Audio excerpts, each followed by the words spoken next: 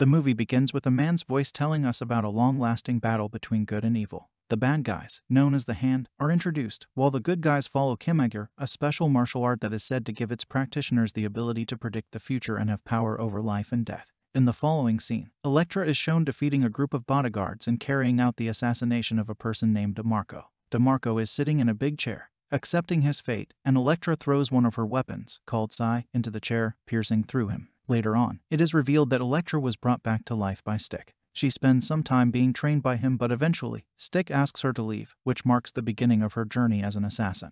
Elektra is given a task to kill a man named Mark Miller and his 13-year-old daughter, Abby. As part of her mission, she is instructed to spend some time on their isolated island before learning the identities of her targets. During her stay, Elektra unknowingly encounters and becomes friends with the very people she has been hired to assassinate. When Elektra is informed that Mark and Abby are her targets, her attachment to them prevents her from carrying out the mission. She decides to leave the island, but on her way out, she notices the presence of two unfamiliar assassins. Instead of departing, Elektra goes back to Mark and Abby's residence and eliminates the two intruders. During this encounter, she learns that they were sent by the Hand, the same group she has been fighting against. Thinking that the Hand wants to kill Mark, Elektra brings the two assassins to Stick, believing he is leading the battle against the Hand. In a pool club, she confronts Stick by attempting to choke him, but he counterattacks by grabbing her throat and throwing her onto a pool table. He remarks that she hasn't changed since she left his training. During this encounter, Elektra also realizes that Mark is aware of the reason behind the Hand's pursuit, although the audience is not yet informed of this revelation.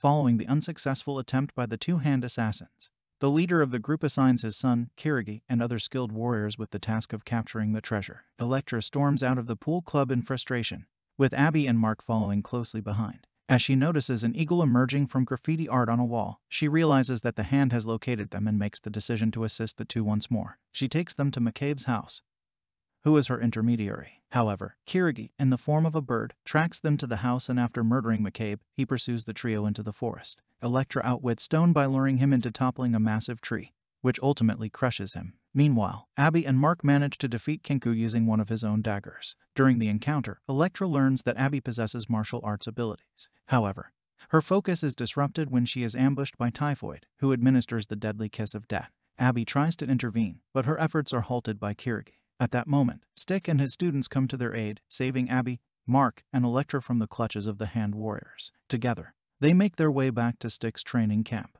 It is there that Stick reveals the truth. Abby is the treasure, a remarkable martial arts prodigy sought after by the Hand for their own sinister agenda. Stick informs Elektra, who has been healed from Typhoid's assault, that as long as Kirigi is still alive, Abby must stay under his guardianship for her safety. Elektra also comes to the realization that it was Stick himself who initially assigned her the task of eliminating Mark and Abby, likely as a way to mess with her mind. This revelation leaves her wondering if everything that transpired since Stick expelled her from the camp has been a carefully orchestrated test. When she confronts Stick about this, he cryptically responds that certain lessons can only be truly comprehended through personal experiences.